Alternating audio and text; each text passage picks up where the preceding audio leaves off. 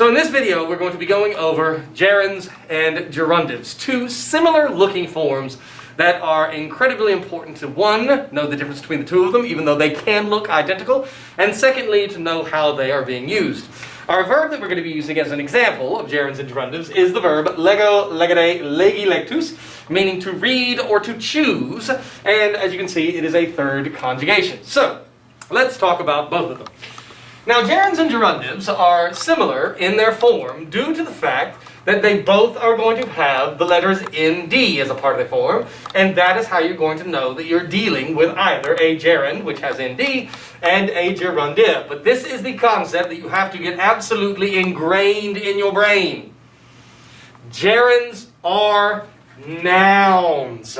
They are nouns, and I'll write that on the top of it, nouns. Whereas gerundives are adjectives. As a matter of fact, remember that gerundives are actually, and if we go to the right-hand side of the board, another term for what we call the future passive participle. And that future passive participle, you see it with the nd that is there, has another name. That's why I have here this picture drawn of that panther, or puma, or catamount, or cougar, or whatever you would like to call it. Future passive participles have other names. They are the gerundives. So, gerunds are nouns, gerundives are adjectives. Now, when we look at each of them over here, and I'm going to write them down, they can, like I said, be identical. So if we use our verb lego, legere, legi, lectus, and I were to give you all the gerund forms, instead of there being 10 forms that a noun usually has, there are only going to be 4. First and foremost, all gerunds are going to be second declension, and they're going to be neuter. So therefore, they should have second declension neuter endings, which they do. Gerunds also do not exist in the nominative. Gerunds cannot be subjects. Instead, when you want a noun from a verb, a verbal noun to be a subject, you use the infinitive, which we have seen plenty of times before. And then otherwise as well, for gerunds, they don't exist in the plural. The reason why they don't exist in the plural is because if a gerund is a verbal noun, an action, the act of running, the act of fighting, the act of sleeping, you can't have plural runnings. You cannot have plural fightings. You cannot have plural sleepings. And so they're always going to be singular. So, from our verb lego, legere, legi, lectus, they would be having the following forms. Legendi, with a long I, second declension neuter, eo. Legendo, with a long O. Legendum, with a um, and legendo. Now, as I've said before, they're all actions. And the way by which you are going to translate gerunds is simply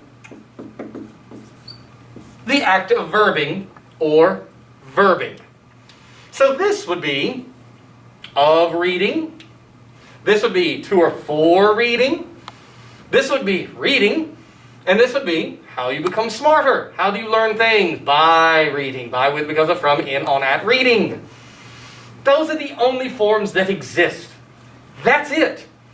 So you will automatically be able to tell the difference when you first encounter either a gerund or gerundive, if it is a gerund or gerundive, by the fact that if it has one of these forms, then it's a possibility. If it doesn't have one of these forms, no possibility, and it must instead be a gerundive. Now, let's talk about them. Over here, gerunds are verbal nouns. Gerundives, on the other hand, are verbal adjectives. They're participles, future passive participles.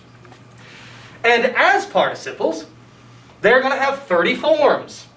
There's going to be a masculine form, there's going to be a feminine form, and there's going to be a neuter form, and it is going to be, as it is a future passive participle, a first and second declension adjective.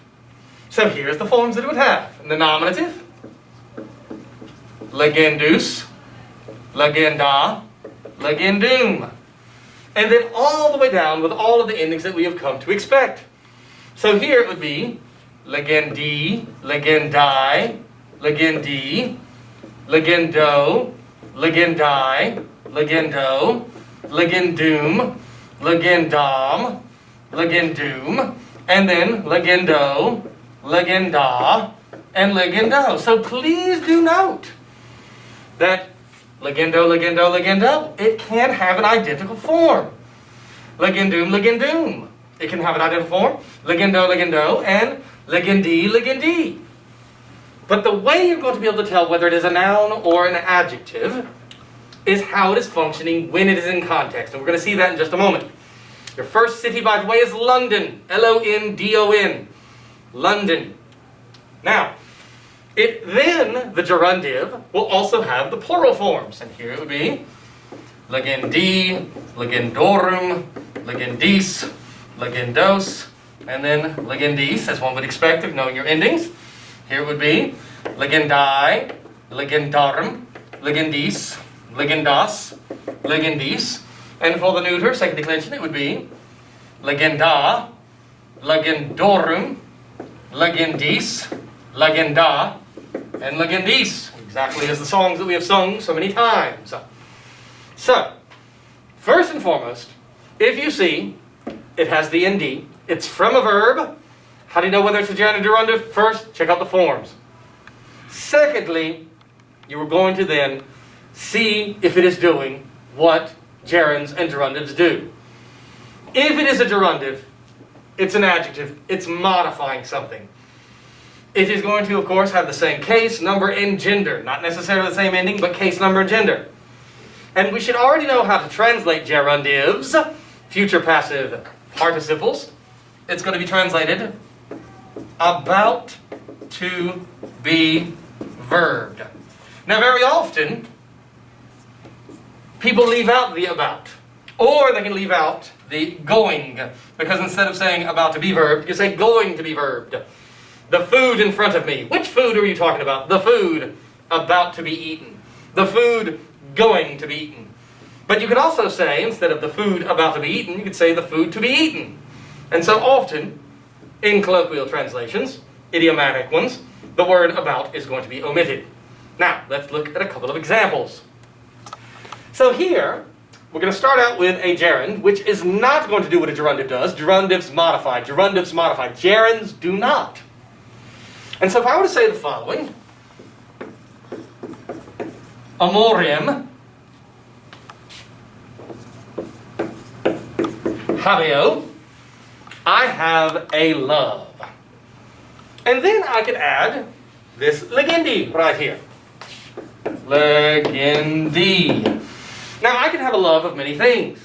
I could have a love of candy. Dulcis. I could have a love of my children. I could put that down. Librorum. But I can also have a love of a particular act. And there you see it. I have a love of reading. Now, obviously, if I say I have a love of reading, you want to know, reading what? I might have a love of reading street signs.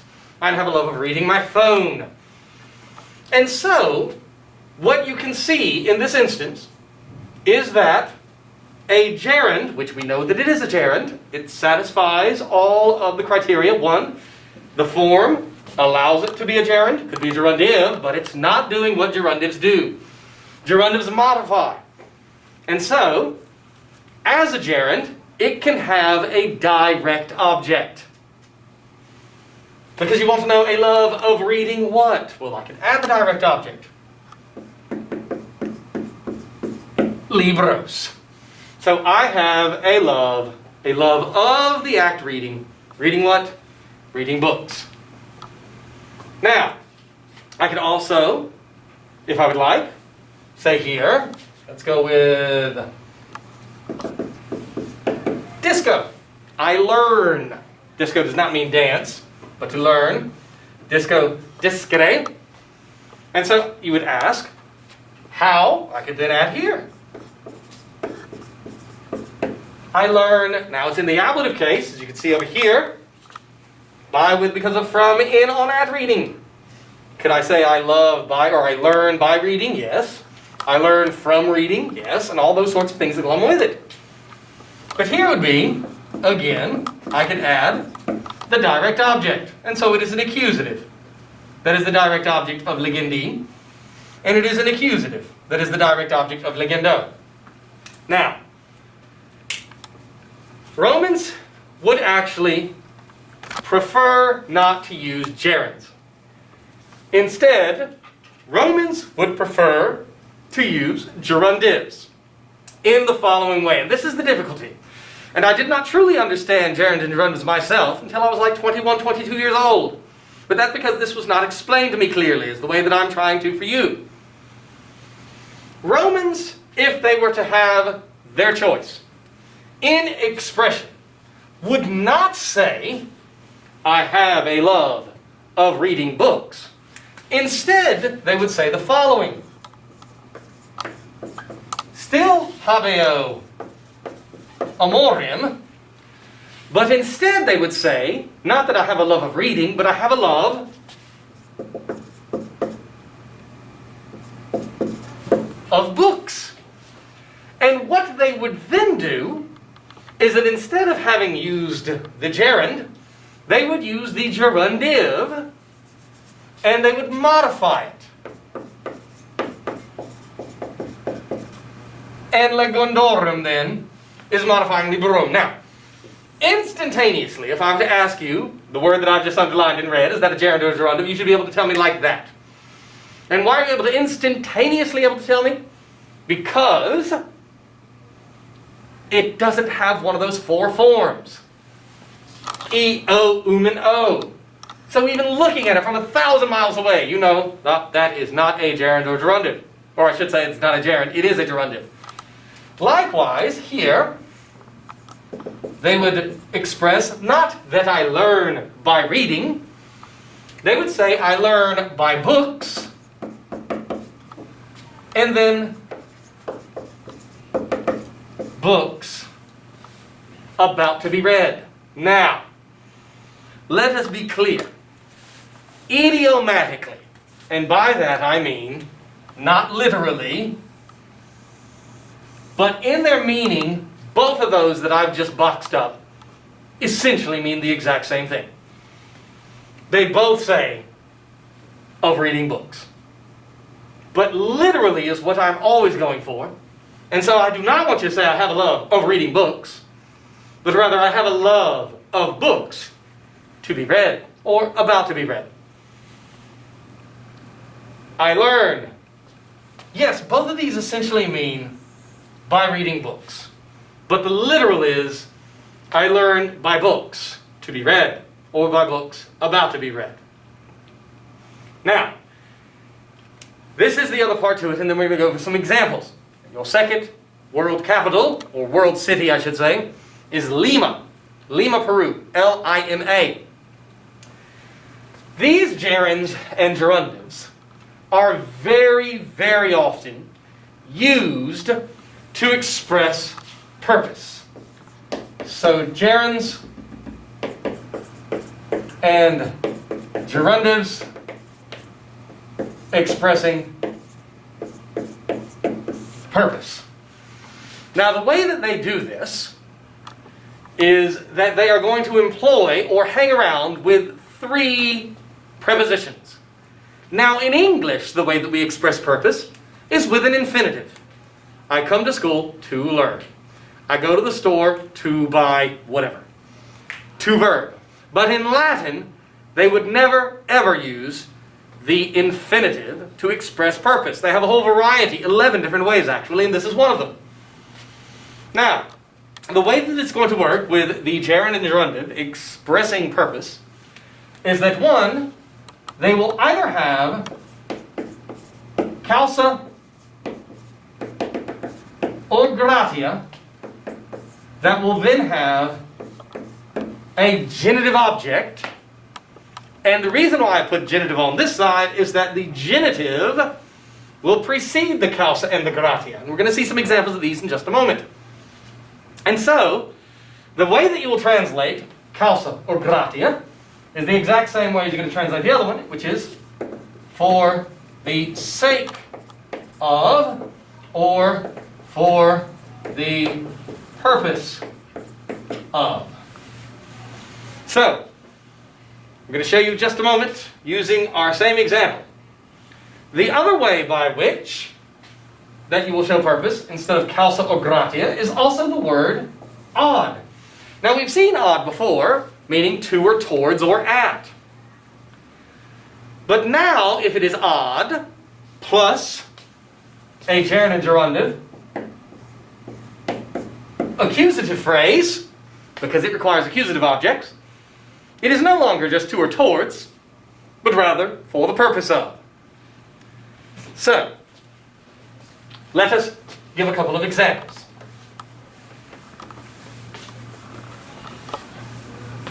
So, let's say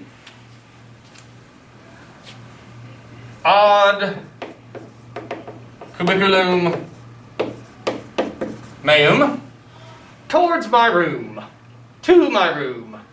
And let's say, and below, I walk. I walk to my room. Now I could then just simply put legendi with causa or gratia, and I'm going to pause it there for just a moment to close the door. And thus it says here, I walk to my room for the purpose of, or for the sake of reading. Now I could, as I had before, employ a direct object for reading what? So, for the purpose of legendi libros. And again, I now know that it is a gerund because, one, it has a gerund form, and two, it's not modifying anything. You will know if it's a gerund or gerundive by the fact that if or if not, it is modifying anything. And so, if I wanted to turn this into a gerundive phrase, and I will use a different color marker for that, let's go with orange, I would still keep the causa and the gratia, but now no longer would it be for the sake of reading, but now it's going to be for the sake of books. Librorum in the genitive. And then this would be modifying it. Legendorum. And when I look at legendorum, automatically do I know that it is a gerundive, because it doesn't have one of those four forms. And then secondly, I know that it is a gerundive because it's doing what gerundives do. Gerundives modify. Literally, literally, literally in green it says, for the sake of reading books. Literally, literally, literally in the orange it says, for the sake of books about to be read, but they mean the exact same thing. For the sake, for the purpose of reading books. Now, let's rewrite the sentence and now use odd. So I suppose I shall go back to the green, or actually let's write it in, yeah, green will be fine. And so it's going to be the same thing. Ad cubiculum meum below. But here we're going to use odd. Now, do you see how this odd is not hanging around any gerunds or gerundives? Therefore, it is just to or towards. But once it does, and we're about to see it now, odd. Now that we have odd with a gerund or gerundive, then we know that it is for the purpose of reading. Now note here, odd, as you see, requires accusative object, whereas causa and gratia. Now you could, if you wish, have again the direct object of the gerund, libros, for the purpose of reading what? Reading books. But let's say that you are not interested in reading a lot of books, because you only read one at a time. We'll see an example of how that's going to change something in a moment. But if it were, and I suppose I shall write it now again in orange, changing this gerund phrase gerunds, not modifying anything, and can have a direct object, to a gerundive, odd, and it would no longer be for the purpose of reading, but now it's for the purpose of the books. And for the purpose of the books. Legendos. The books about to be read. Again, this idiomatically means the same thing, for the purpose of reading some books. But here, note the difference. In that, automatically, when I look at it, I know that it's a gerundive. How do I know it's a gerundive? Because it has the form of a gerundive. It cannot be a gerund because it'll only appear in 4 forms. But most importantly, it's doing what gerundives do. They modify. Now look at both of the phrases. Libros and libros are identical, but they're identical accusative for 2 different reasons. The top libros is accusative because it is the direct object of the gerund. Legendum is accusative because it is the object of the odd for the purpose of reading. Whereas at the bottom, this is accusative not because it is the direct object of a gerundive. Gerundives cannot have a direct object. Instead, it is accusative because it is the object of the odd for the sake of books about to be read. Your third city is Lisbon. Lisbon. Lisbon.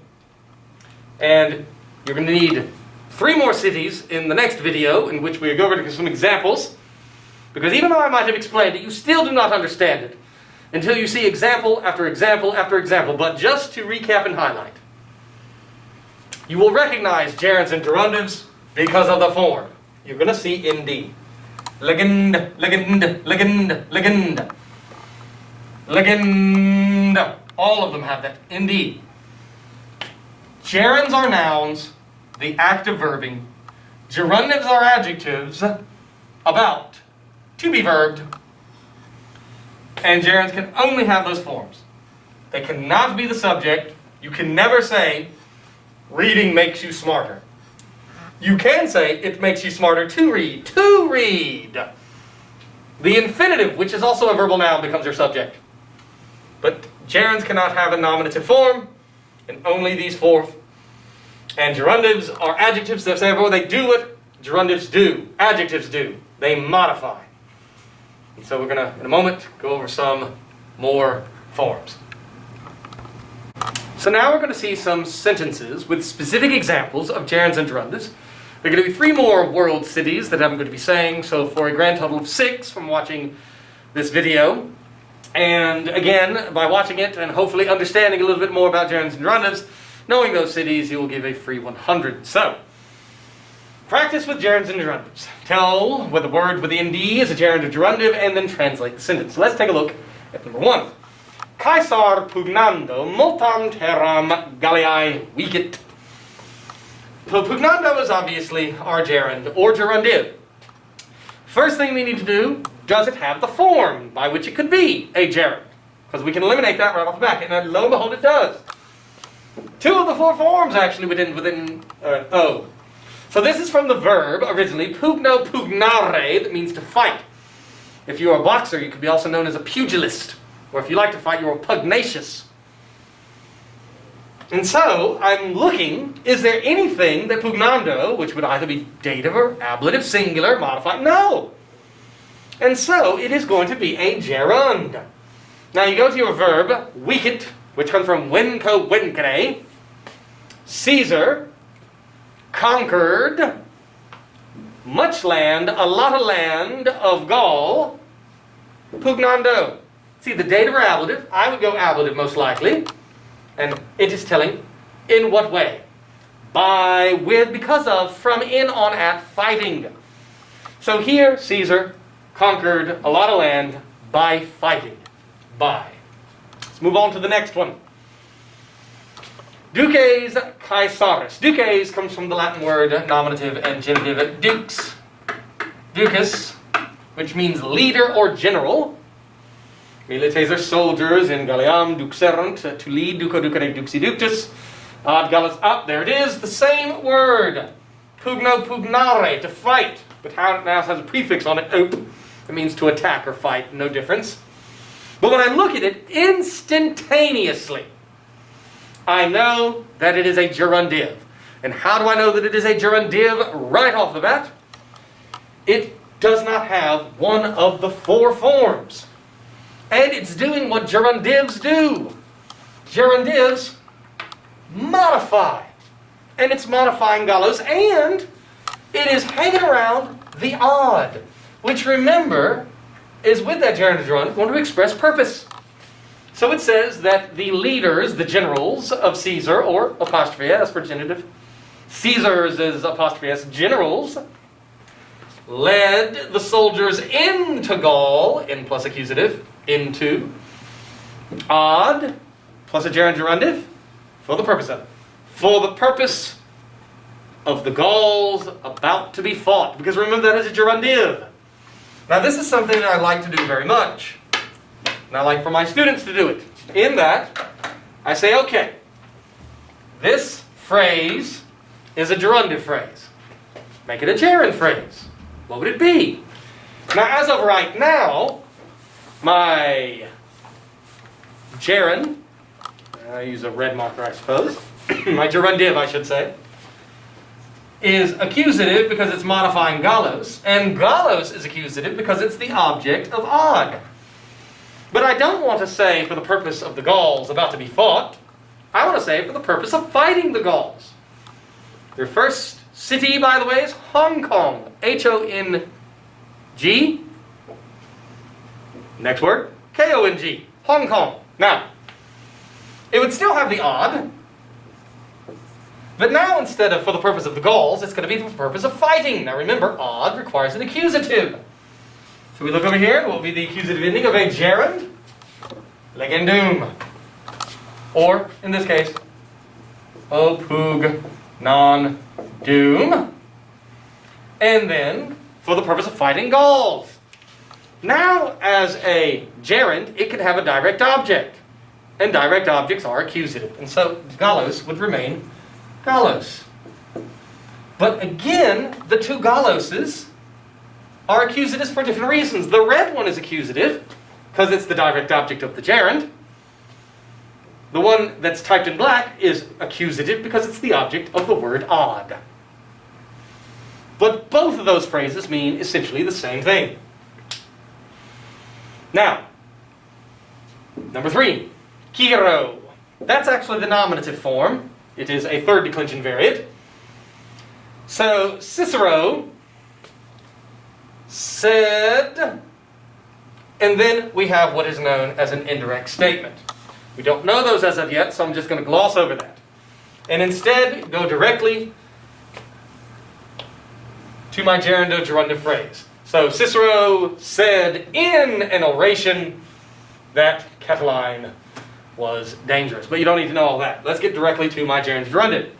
Here, the word servandi. Now, servandi, when I look at it automatically, I know if it is a gerundive. It is a... Mr. Buttram. Oh, hi. It is a gerundive. Correct! And how did he know instantaneously? Because it did not have any of those forms. But the most important way that we know that it is a gerundive is that it is doing what gerundives do. It's modifying the rei publicae, the res publica. Now here, please notice again, we have the gratia, meaning for the sake of. And so, it's for the sake of the republic, the res publica, about to be saved. Servo servare, a first conjugation verb, to save. Do not confuse it with the 4th conjugation, servio servire, to serve or be a slave to. So here in the black it says, for the sake of the republic, about to be saved. But now what I wanted to say is for the sake of saving the republic. So I have to change my gerundive phrase into a gerund phrase. We're going to keep the gratia, but now we want to say, not for the sake of the republic, but for the sake of saving. So, servandi. Now, why did I go with servandi? Because gratia requires a genitive object. And so, servandi is the genitive for the gerund. But now, remember that gerunds can have direct objects, and direct objects could be accusative. So the rei that one sees here, a fifth declension word, will turn into the accusative fifth declension, rem, and then, of course, modifying it, publicam. So, in the red, it says, for the sake of saving the republic. And in the black, it says, for the sake of the republic about to be saved. Do they mean the exact same thing? Yes. Which one would the Romans prefer? The one in black. They would prefer a gerundive phrase. Let's take a look at number 4. Catiline was, this word is glossed for you, desirous. The adjective cupidus, like Cupid. And the next word out of your mouth, if you were to say the word desirous, is going to be of. So the adjective cupidus requires a genitive object. And here it is in the form of regnandi, from our verb regno regnare, which means to rule. Your second city, by the way, is Houston. Houston, Texas. Houston. Now, when I look at regnandi to try and figure out whether it's a gerund or gerundive, first and foremost, it has a possibility of either a gerundive form or a gerund form. The key is it acting like a gerundive? In one word, gerundives modify. And is it modifying anything? No. And so therefore, it is a gerund, the act of ruling. Catiline was desirous of the act ruling. Let's do a couple of more, so that hopefully you can get the hang of it. There we are. Number 5. The Emperor Diocletian divided the empire. Now this one is incredibly tricky.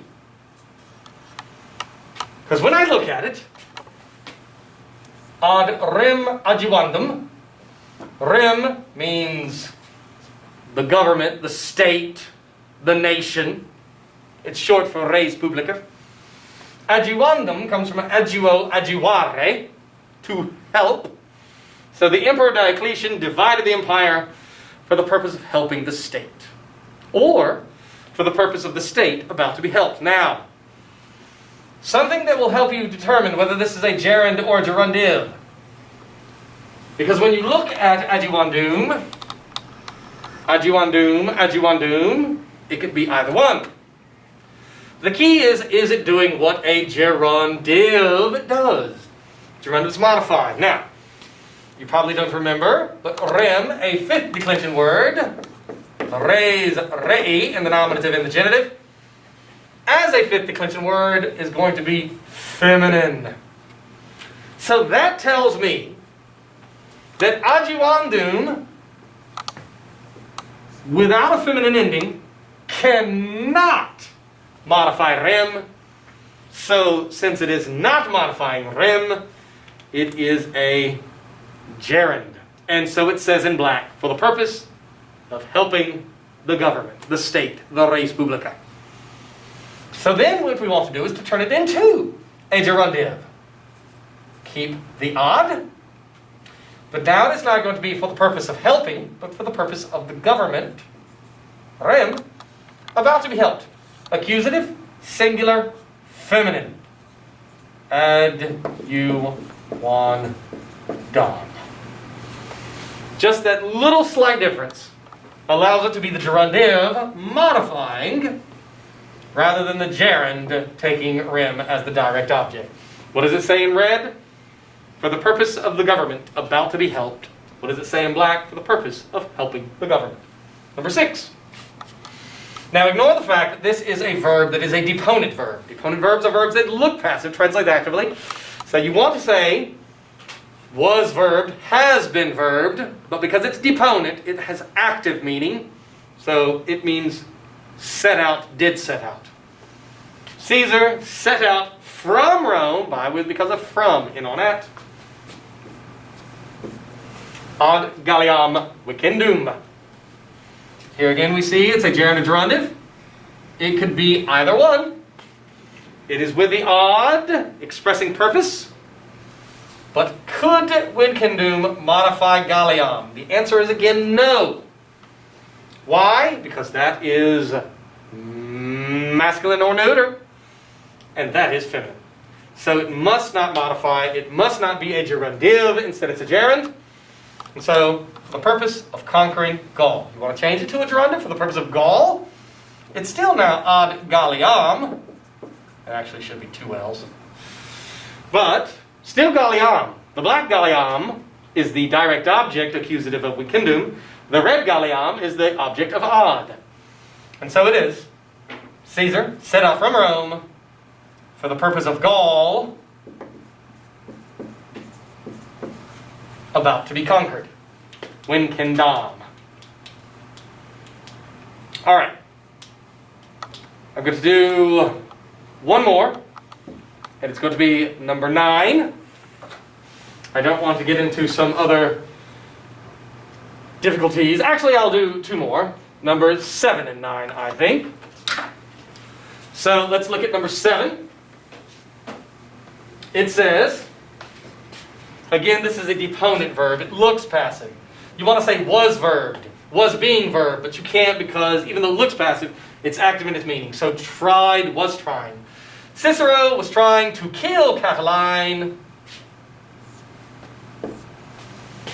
Delendi. It's a gerund or a gerundive. Does it have the form to where it could be a gerund? Yes. But let's look to see if it's doing what gerundives do. Gerundives modify. And so it is a gerundive.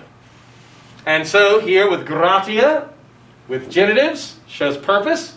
He was trying to kill Catiline for the purpose of, for the sake of, danger, pericoli, about to be destroyed. Deleo delere means to destroy. So for the purpose of the danger, about to be destroyed. Catiline was trying to overthrow the government in 63 BC. Cicero was the consul at that time, kind of like a co-president, and he was able to defeat that conspiracy. So, it is for the sake of danger about to be destroyed. But I want to turn it into a gerund phrase, because currently it is a gerundive, doing what gerundives do. Causa? But now, not for the sake of the danger, but for the sake of destroying. Delendi. But destroying what? Destroying danger. And so now what we need to do is make this gerund have a direct object, which would be accusative. Periculum. So what does it say in red? For the sake of destroying the danger. What does it say in black? For the sake of the danger about to be destroyed. These are the exact same forms. Genitive and genitive. But they are genitive for different reasons.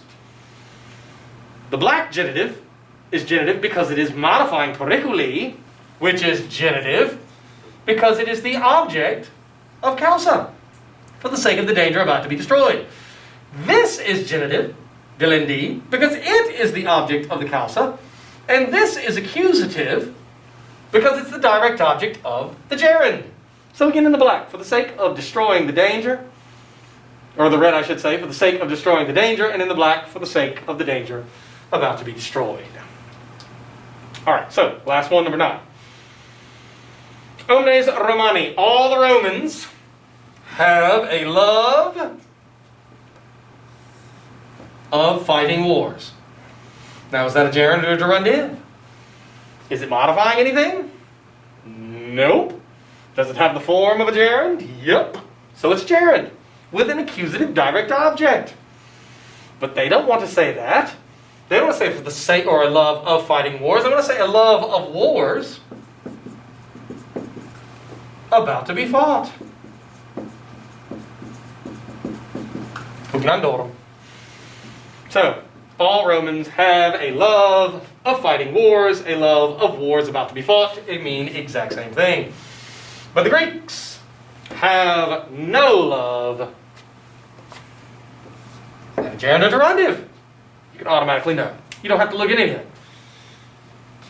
It has no form of a gerund. But most importantly, it's doing what gerundives do. And it's that exact same form that we have up there. So if you want to convert this gerundive phrase into a gerund, it would look exactly like that. It'd be one switching for the other. All right, one last one. I know we only said 9, but we'll do 10. Let's have it right here for a couple of seconds. All students are enthusiastic. And this verb requires a dative object. Descendo, disco, discere, to learn. Is that a gerund or gerundive? Does it have a gerund form? Yes, it does. Is it modifying anything? No, it is not. So it must be a gerund. All students have enthusiasm for learning, for the act itself, but not all have enthusiasm not for learning Latin, but for Latin about to be learned. Do you see here? It is modifying something. But if you wanted to turn that into a gerund, it would require still being descendo, and now it is have enthusiasm for learning, but gerunds would have an accusative direct object. And thus the red says, not all, cuncti, chapter 13 means all, have enthusiasm for learning Latin, whereas the black original says, for Latin, about to be learned. Your final city is the capital of Zimbabwe, Harare. Harare. And so that's the difference between gerunds and gerundives. I appreciate you watching. There'll be more videos to come. Maybe some ed puzzles for you to actually interact. Thanks for watching.